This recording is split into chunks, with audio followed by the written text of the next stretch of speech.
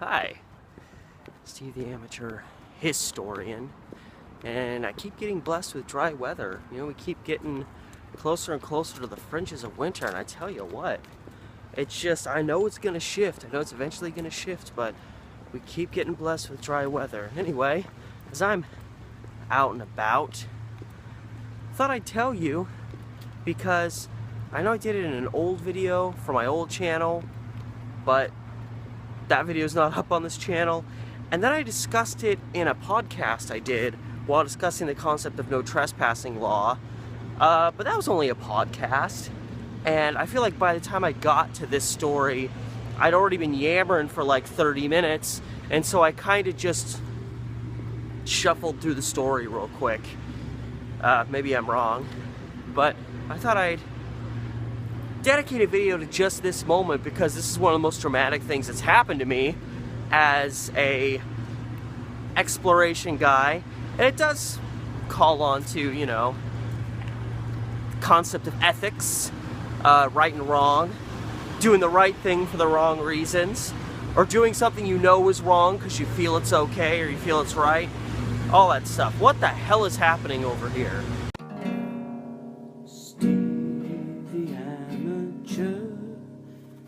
Historian.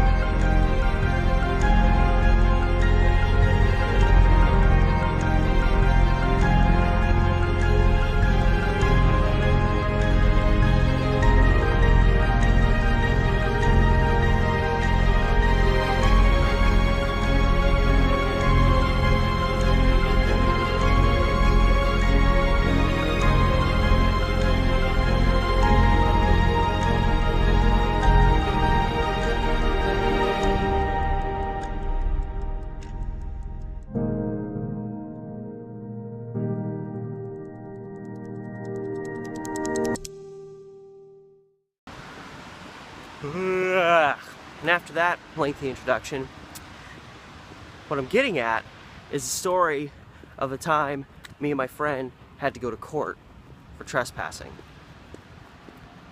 My buddy Nick, who when I first started my old channel, we did a lot of exploration videos together. I'm reposting them kind of one at a time. On this channel I actually have the video that this story is wrapped around. I posted it on this channel when I first started it, but it was broken into like 3 videos. It was kind of chaotic, so I decided to put it all together into one big thing. So I'll be posting that again at some point. But anyway, my buddy Nick, I just found out, is moving to Seattle. Seems all my good friends want to move to Seattle or end up moving to Seattle at some point. And he's wanted to get back into doing videos with me, you know, while he's still here. And obviously, you know, Seattle's not that far from Portland. I may go up there, visit him, do some videos, whatnot, whatever. But the fact of the matter is, we're having one last fun little hurrah rush of videos before it becomes extremely harder for us to do that. Now, I started doing these videos back in, it's like end of September 2016, and within a month me and Nick had our first day going out doing exploration videos together, and we've been to lots of different places, lots of places way out in the middle of the sticks. Other things are kind of interesting little places hidden in the city. What the hell's happening to my hair? It's like crazy over here, okay, over here, and there's one little thing hanging down. What is happening? Did I get electrocuted? What is happening? I don't know. I don't claim to understand it anymore. When my hair gets to this length, you just kind of let life come to you. I'm hating that, though. So, it's getting to be the end of 2016, and we start discussing how we really want to visit the Blue Heron paper mill, which is this paper mill in Oregon City that's been shut down since 2011. plans have been in place for quite a while now to tear the whole complex down and to kind of extend a stretch of businesses, kind of an old downtown Oregon City there, and to stretch it all the way to the Willamette Falls, which the mill kind of stands along the fringe of that, and it will allow people to actually like go up to a viewing point and actually look right down into the falls, which, you know, people haven't been able to do for eons because there's a mill there. But that mill has been there for so insanely long. It's huge, and I've walked past it, driven past it many times, and if you go by it, it's like every 10 feet there's either a no trespassing sign or someone has spray painted no trespassing, keep out, dangerous, keep out. So if we were going to adventure in this place, there was no way we were going to come back, be able to come back later and be like, oh, we didn't know it was private property. We didn't know there was no trespassing. But it was like we knew we were going to do it. There's practically little to no video available online showing the interiors of this place. They've given tours over time, but obviously when the place is, you know, torn down, that'll be the end of that. And we were kind of under the impression that this deconstruction of this old mill was going to be happening sooner than later. It's still there today, you know, almost 2 years later. So, you know, either plans are changing, things are being delayed, what have you. But back at that time, we were under the impression that this place was going to be gone very soon, and it was kind of, there was no photographic record of it. And, you know, we could have tried to contact them and see what we could do, but even then we would have been restricted to probably a very short tour where we would just see a few exteriors, and it wouldn't have really brought out the feel and the vibe of this place because we would have been restricted. And totally understandable too. I understand why they didn't want anybody in there, because it's a big complex. There's lots of leaking water, there's lots of big machinery, it's pitch black in a lot of the areas, so if you don't have a bright light on you, you can fall over an edge, walk into something. I know when I was walking up this really high staircase, there was a step that was just missing, and if I didn't look down and see it, I could have stepped right into it and fallen, and probably not died, but probably broke both my legs if I was lucky. So I totally understand them wanting to keep people out of this place, but we knew that going in. We knew this was a very old mill that had been shut down for years. There was the potential for, you know, decay to some degree. This is interesting. There's actually something. This floor's just been empty forever, and it finally looks like they're doing something with it. But anyway, so that's where the ethical question is we knew what we were doing was not okay, and the signage was there to show us. Because, I mean, you know, in all fairness, if you go out to, you find a house that's really ransacked, you know, 30 miles from anywhere, nobody's there, and it's just falling apart, and there's no signs, nothing there, you can explore that place. And if you find out later on that somebody randomly owns it and is pissed you went there, you can make a valid argument. Not just a, you know, get out of jail free card, but you can make a valid argument. I had no reason to believe this was not abandoned. In, you know, in good faith, I explored this place because what I saw before me told me that this place was no longer being maintained or inhabited by anybody. And of course, you know, whatever place you're going to explore, don't vandalize it, you know, because if it for some reason ends up actually being a place someone's living in, and you break a few windows out and get, you know, buck wild while you're there, in good faith, I don't know how well that's going to protect you when you vandalize the living crap out of a place that probably already looks like it's been seriously vandalized. And that was kind of the case for the Blue Heron. It was obvious we were not remotely the first people to go in there. There was tagging all over the walls in various parts, but the further you went in, the less that happened. You know, it was the buildings on the outer fringes that had the tagging. And we decided it was worth it. We knew we weren't going in there with any nefarious intent. We knew we weren't going in there to vandalize the place. There was no intent to you know, mess this place up, to do anything wrong. We weren't going to be drinking in there. We weren't going to be doing illegal drugs. We weren't going to be smashing windows. We weren't going to be stealing stuff, you know. We weren't scrappers, you know, tearing metal off the walls. This was purely, you know, did we want to do it for the exploration, for the thrill of it? Absolutely. But we also wanted to capture a historical record. It's the only video that I've taken as an explorer where I actually used my DSLR camera, which in part was because we knew it was going to be dark in there, and I needed a camera that I could crank the light meters up on while I was using a flashlight. But yeah, it's the only video where I actually used my high-grade camera. And it was a great experience. We were only in there for an hour and a half, but we saw just about everything, you know. We entered on the kind of near the highway, and we just meandered in and out of the buildings. And you know, I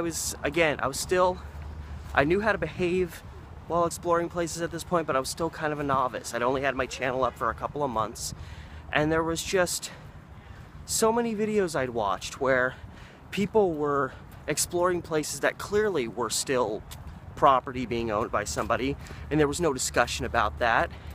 And you know, I'd watch videos of, like, you know, I know there's like videos of like people who explore seemingly abandoned like malls, and then security shows up and catches you, and they essentially say, hey, come with us, but then they say like, hey, you can't do that, don't come back, and they let you go. So there was always this understanding, and I know it's usually still the case, but I had this understanding that trespassing, if you're an explorer, is okay, because you're not doing anything wrong. And whenever somebody catches you, they just say, hey, you're not supposed to be here, get out of here. And then it's like, okay, well, now that someone's told me, we'll leave. Other, you know, exploration videos had shown me that. So I thought, hey, you know, even if we do get caught, whatever, you know, they'll tell us to leave, we'll be like, okay, and we'll take off. So there was no understanding to me that every so often there's an asshole in the mix. And the asshole, or assholes, as far as I've had it explained to me, are the people that maintain the Blue Heron paper mill and their security staff.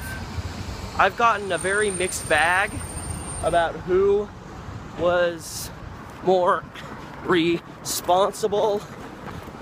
I mean, obviously whoever controls the property is going to be the one calling the shots, but my understanding is that the security there were the ones that were really pissed off.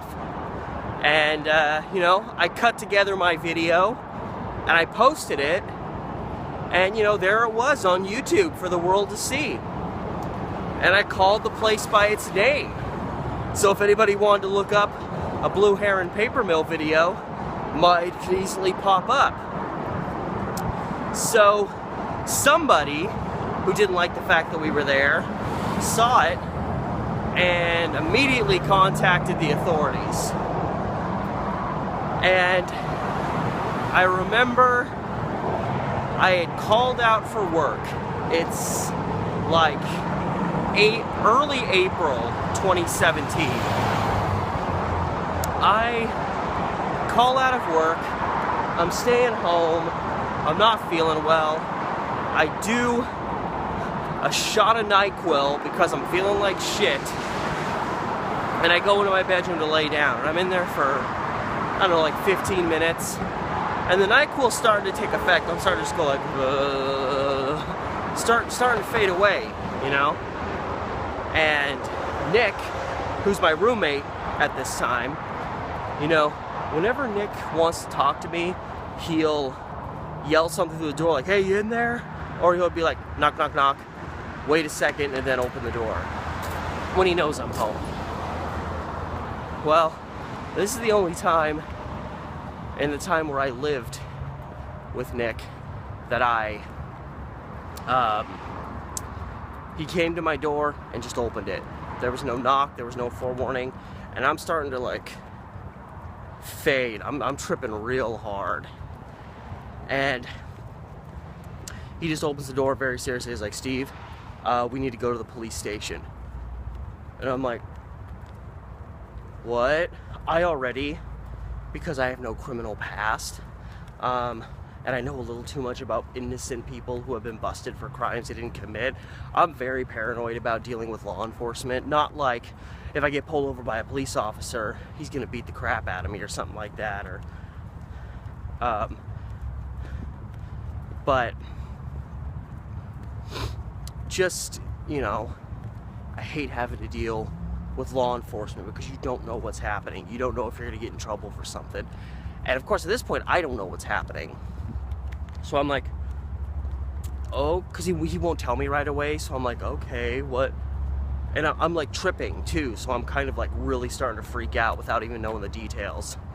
And he tells me like, somebody saw the blue heron video and called the police, and they want to bust us for trespassing. And here I am. I don't know the stipulations, you know, how much trouble you can get in for trespassing. But I'm like, oh fuck, oh fuck. I'm thinking I mean, you know, it's just that lack of experience dealing with law enforcement. So I'm panic stricken. I'm thinking we're gonna get arrested right away, even though we were called by the police and asked if we could come down to the station. It's unlikely we're gonna get arrested in that scenario. And it was so funny in retrospect. I mean, I was really stressed out. But we go down to the Oregon City police station because the Blue Heron paper mill is in the Oregon City limits. And we talk to this officer there who is like, yeah, you guys broke the law, so they want you to get in trouble, so I have to cite you. He was so bummed that he even had to do this. He was like, guys, I'm a police officer, and I'm telling you right now, this is stupid. And he'd apparently had the complaint made to him like 2 weeks before he contacted us, and he was literally like, yeah, they called me like 2 weeks ago. And I was just like, man, I have better stuff to do with my day. So he was real bummed that he even had to cite us. And the best thing is, like, these you know, again, I understand we were trespassing, but these asshole blue heron people who they literally called the police and wanted them to arrest us on the spot, like we mugged them or something. And and it was great because he was like, yeah, they wanted me to arrest you on the spot. And I was like, sorry guys, that's not how it happens. That's not the way the law works. So yeah, these guys were really pissed. The officer even told us that, like, apparently they caught a couple of like 14, 15-year-old teenagers in there, and they wanted them arrested right on the spot. It was just like hilarious when you get that stressed about this kind of stuff and you don't even understand the law before you start asking for stuff to happen. Just so ridiculous. So he cites us begrudgingly, and we're on our way, and I start looking up the details about trespassing. You know, we have a court date a month from now, and I look at it, and trespassing, at least in the state of Oregon, is a Class C misdemeanor. It's literally the lowest level tier of crime you can commit without it just being a violation. We're essentially, what we did was one step up from getting a speeding ticket. So it's a crime, but it's about as weak of a crime as you can commit. So I start looking at the information, and of course, again, just being incoherent about the whole thing, just paranoid. I start looking at, what are we facing? Because there's different maximum penalties that can be levied against you. And the worst thing that you can get is a $1,250 fine or a month in jail. So I'm panicking about the month in jail. All of a sudden, I'm the worst criminal that's ever walked the streets in Portland, and I'm going to jail. Like, that's how I'm feeling the moment I see that. Even though I'm putting all the pieces together and saying, we had no ill intent, we didn't vandalize the place, we didn't rob the place, the trespassing alone was the only bad thing we did. Even the officer who cited us, they sent him the video we shot. Like, look what these guys did. And he said, I sat down and watched the video and it was real cool, guys. He was having the time of his life watching us explore that old mill. But the proprietors of said establishment didn't share that positivity. But yeah, I'm thinking, okay, we had no ill intent, and most importantly, neither one of us has a prior criminal record. So I'm thinking that's got to help us. You know, this is not our third, fourth strike. We don't have a rap sheet. Both of us, you know? So I'm thinking, you know, they gotta see that we're not, you know, hardened criminals or anything like that. But then, you know, my mind, which has a tendency when something rough's going on to immediately fear the worst, the most extreme of situations. And of course, as a guy who is a movie lover, you know, how many movies are made where someone who is completely innocent or should get a slap on the wrist suddenly gets like the maximum punishment? I'm thinking, what if the judge we go see wants to like make an example of us? That kind of shit, you know? So it's rough, those like 5 weeks from when we got cited to when we actually had to go to court were so rough. I was so paranoid because I'm like, I might go to jail. Like, that just threw me for a loop, as incoherent as that thought was. And I'm like, we're not going to be, like, me and Nick are roommates. If we both go to jail, we're not going to be able to pay our rent. We're not going to be able to make money. That $1,200 fine, which is very rough for two guys that don't make a lot of money, that was like a dream walk in the park compared to having to do a week in jail. And then having that on your record. I'd much rather have a fine on my record than jail time.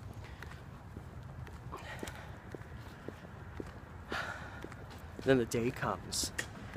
It's May 17th, 2017. It is our court date. Me and Nick get dressed up in the nicest clothes we got. I've got a dress shirt and a tie on. He's got like a whole suit. We're gonna come in looking as all-American boy as we can.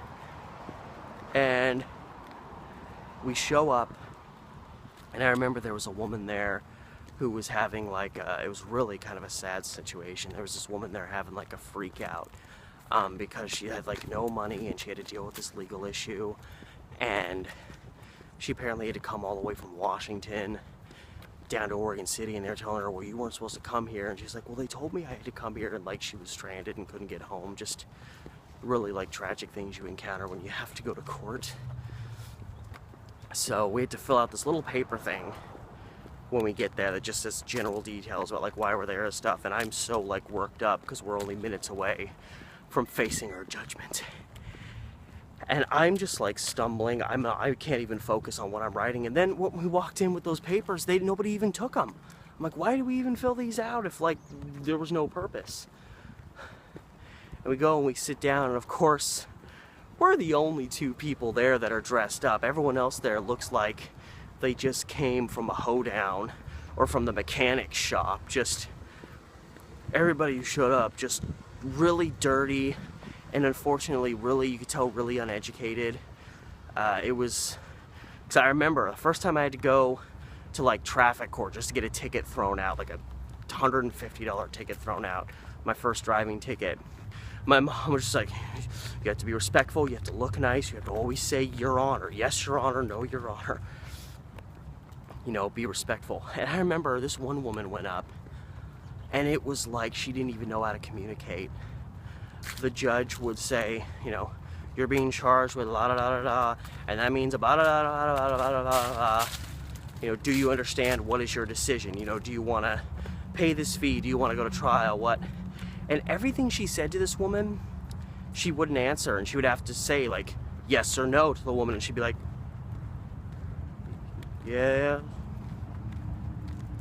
no, like just like she wasn't even aware of where she was. I understand if you're going to court just for a little thing and you're having to pay off a fine, you maybe don't give a crap, but still, like, have a level head on your shoulders. And a lot of these people were actually there for things that were a lot worse than ours, which was kind of making me feel a little better about myself. You know, I can't remember what, but they were like, you know, we were a Class C misdemeanor, and there were people there that had like Class A, Class B misdemeanors, and every single person that come up, you know, you're, you know, being held on this charge, which carries a blah blah fine or blah blah time in jail. And of course, me and Nick don't get called first, so we're just watching person after person go, and every time another person goes, I'm like, oh my god, I'm gonna have a heart attack. I'm just like, I don't want to go to jail. And I know it's an incoherent thing to feel. And then, right before they call me up, I think it was the guy before me that got called up, he was being arraigned for a Class C misdemeanor. Same type misdemeanor as me, that carries a fine of $1,250, just like mine, or 30 days in jail, just like mine. I'm like, oh man, Class C buddies, what did this guy do? Did this guy break into some place and trespass? What he did was, he went to the Sherry's restaurant in Oregon City, and he just pissed on the wall outside, like in front of everybody. So he was being arraigned for public urination. And I'm like, okay, I'm sorry, maybe these rank the same as misdemeanors, but that is so much worse than what me and Nick did. That has nefarious written all over it. I don't know if the guy was drunk or what. Probably not, because he probably would have also been charged with drunkenness. But so she reads off the blah blah to him, and then she says, you know, it carries $1,250 fine or 30 days in jail. However, the prosecutor always makes you feel like, oh, the prosecutor speaks. The prosecutor has said, if you just admit guilt here, right now, today, sorry about the freeway, then we will lower it down to a violation, which essentially makes it about the same level as like a parking ticket, and we will just charge you a $500 fine. So my ears perk up, because I'm like, this guy got charged with the same level misdemeanor we did, but what he did was a lot worse. I don't even think that's an opinion. So I hear that, and I'm like, I'm gonna get so pissed if I don't get offered the same deal. A $500 fine and drop down to a violation? Udovich, would you take that deal? I don't blame you. Damn good deal. So then I get called up. You know, you've been arraigned here today for trespassing, Class C misdemeanor, carries $1,200 fine, 30 days in jail, da da da da. But, and then it happened, but the prosecutor is willing to drop it down to a violation and a $500 fine if you just admit you did it right here, right now. What do you want to do? You want to do this or you want to go to trial? I'm like, you think I'm fucking crazy?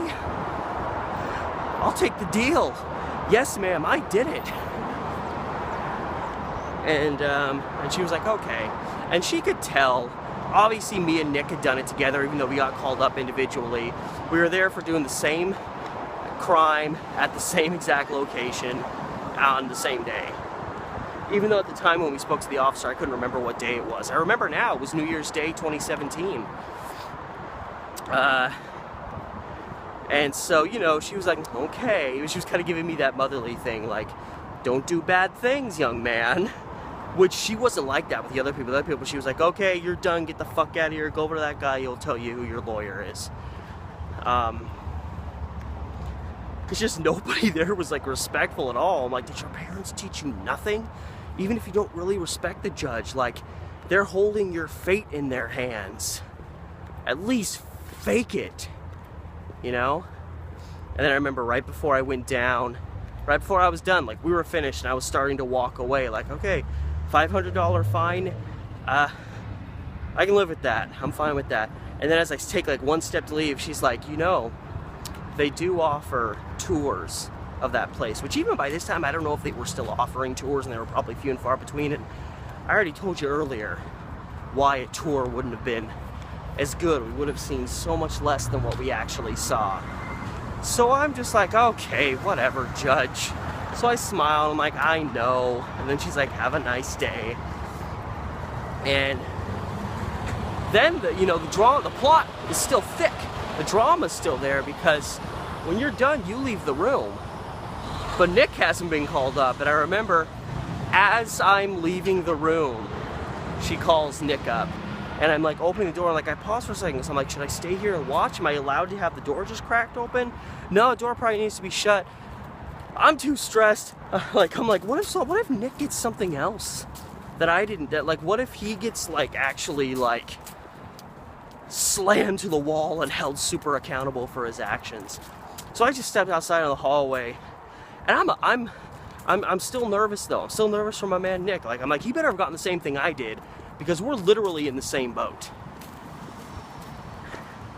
And then he walks out, a minute or two later, and I was like, so what'd you get? And he's like, oh, I got the same thing you did. We're good. And at that moment, I was so elated. Again, I'm not an idiot. I acknowledge we did something we probably shouldn't have been doing, but we did it while being safe about it. Like when I post a video, you'll see whenever we go to areas that are a bit sketch, we kind of analyze it, like, should we go this way? Should we walk over there? We knew what we were doing going in, all right? That's why we didn't actually get hurt while we were in this old mill, all right? I understand property's maintained by someone, they don't want people in there, and we, didn't abide with that. But we were also trying to capture a historical record that clearly nobody else, even the people who maintain that property, has any interest in keeping. So, it was a scenario where it was like, we're not doing, besides the trespassing, besides literally just walking onto the property, we're doing nothing else wrong. We're not bringing down the property value of your property, and we're doing something that I genuinely felt was important to do, and Nick agreed. So at the end of the day, it's like, what we did compared to what they did in response to us, I'm sorry, they're the bad guys in this scenario. I don't care what anybody says. And the reason I'm raving on these guys so hard is I understand they had a total legal right to do what they do. I don't bear a grudge against that. If you have the right to do it and you do it, that's fine. That's where we're the bad guys. But the manner in which they chose to behave, the fact that they were so aggressive and unforgiving about something when we were literally bringing attention to their property. And I understand they were probably a little bit bothered that because we got in so easily, other people might try to start doing it, and inevitably someone gets hurt, something happens. I understand that. Maybe if their security didn't suck horribly, that wouldn't have been an issue, because I found out later on they did have security, kind of round-the-clock security, and we were not being quiet while we were there. We should have been caught so easily. And just, even the actual law enforcement officer dealing with the situation was like, these guys are ridiculous. I think even their security wanted us arrested on the spot, and I'm like, wow, that's why you're never going to be more than security guys. I'm not knocking security people, but it's like, you don't even know the law, and you're probably sitting here saying, oh man, wish I could move up from security officer to a law enforcement officer. Well, maybe you need to know the law before that happens for you. So it was just, again, they tried to get a couple of 15-year-old kids having a good time arrested. Just assholes to their core. So the first, because we get out, we're done, we leave. I'm elated, all right? I walked in facing hard jail time. And I walked out with a $500 fine, which was essentially pay $50 a month for 10 months, and it's gone. It was nothing. It was hardly even a slap on the wrist.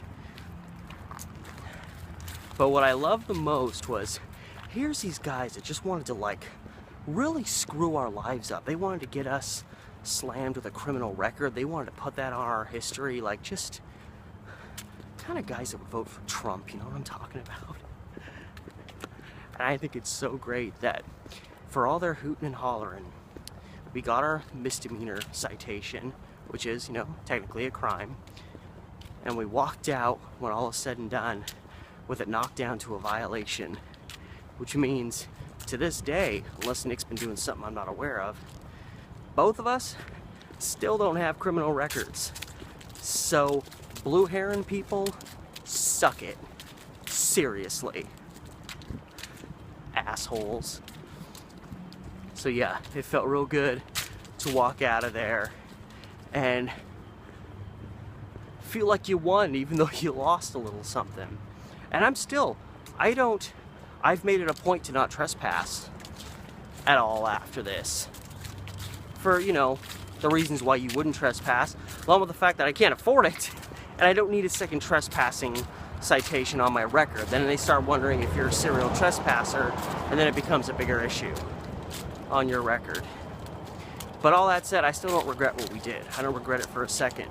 We captured a photographic record and had some fun in the process, and that's literally all we did.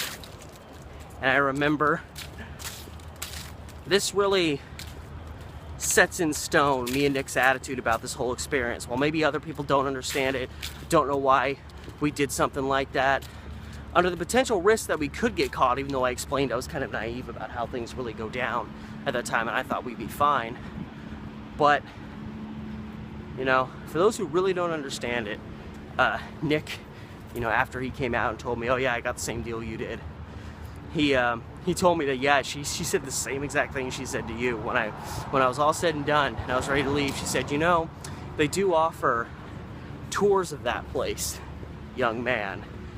And he said that he just kind of smiled and did kind of what I did, just kind of, yeah, I know, and walked out. And as we were leaving, and he was telling me about that, he was like, you know, I heard this voice in my head, and I didn't say it, and I probably should have, because I mean, what difference did it make at that point?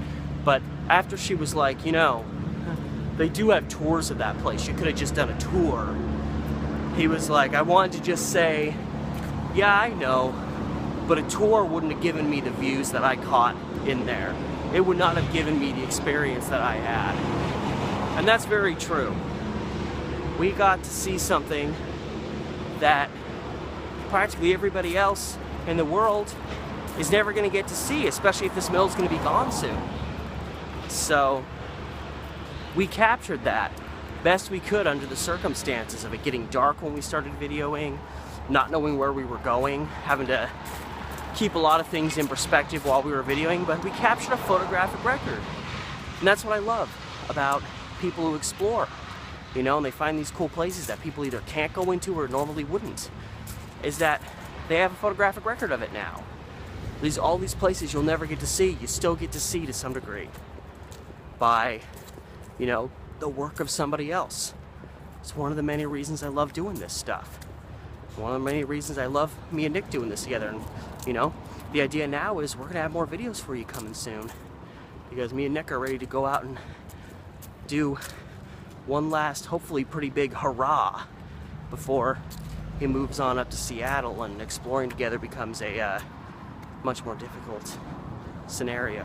But proud to say, still to this day, that's my only time I ever had to go to court for anything bigger than a, you know, a ticket, driving ticket of some kind. And I hope to keep it that way, you know, closer to, finally at that point, birthday season, closer to 35 than I am to 30. So, you know, I am still happy to say that I don't have a criminal record now that I'm pushing my mid-30s. But anyway, looking forward to this next mix of experiences with Nick, local Pathfinder as his tag to my amateur historian. So I'm really looking forward to it. It's been a really long time, and you know, as much as we're going to enjoy it, I hope you'll be able to enjoy watching us going out and finding this cool content to bring to you. So all that said, as I'm trying to remember something I never remember to do anymore, remember to like the video, comment if you desire, keep it nice. If you're a dick to me, I'll delete your comment. No questions asked. Share and subscribe. Those are the two most important ones. I need to get so many more subscriptions before I can even dream of monetizing my channel, which I know everybody wants to monetize their channel, but like, I'm putting a lot of work into this, and I'm really poor, so I really shouldn't be putting a lot of work in this. I should be putting more work into making money. So if I can find a way to bridge doing this and making a little bit more money on it, it'll be easier to do this. I have a Patreon. I think it's just called Explore Oregon. If you want to hit it up, I'll put the link in the description since I forget to do that all the time too. And yeah, all that said, until next time, help out a fellow amateur historian. And until next time, see you guys later.